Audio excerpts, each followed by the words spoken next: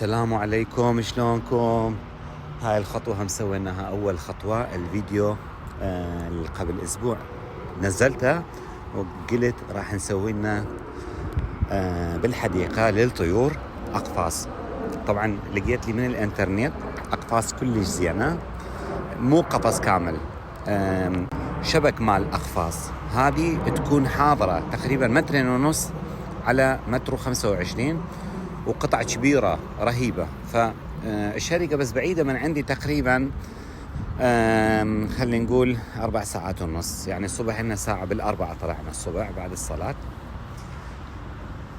وصلنا على هاي المنطقة القريبة. سوينا راحة صغيرة، شربنا شاي ويا صديقي، يعني تقريبا سوينا استراحتين بالطريق، وجبنا هاي الحدايد. طبعا مو تلقاها هاي بالانترنت منا ومنا، هاي صدفة لقيناها على طريق الاي باي، يعني اكو شغلات رخيصة يبيعوها، والوحدة €40.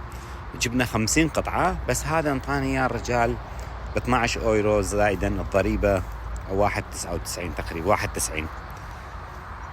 بسيارتي هذه مال الشغل رحنا.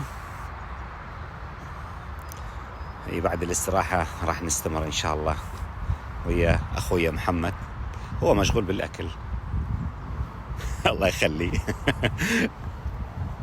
هو هم عنده جوياية بالبيت مال دجاج ماله، يعني أنا 50 قطعة هواية، بس جبنا هذه. شوفوا رهيب كلش عجبني. هذه همنا ما تاخذ زنجار، فسنكت يسموها، مو ستيل بس اكو مادة فوقها. تقريبا ساعة 10 وصلنا لهناك احنا. هسه خليناها 50 قطعة، واحد انطونا هدية، هاي انطونا اياها هدية. ان شاء الله نطلع شيء مرتب. توكلنا على الله ورجعنا للبيت، وإن شاء الله باكر راح نروح نجيب الأخشاب، وهاي الفيديو هم راح ننزلها. يلا مع السلامة.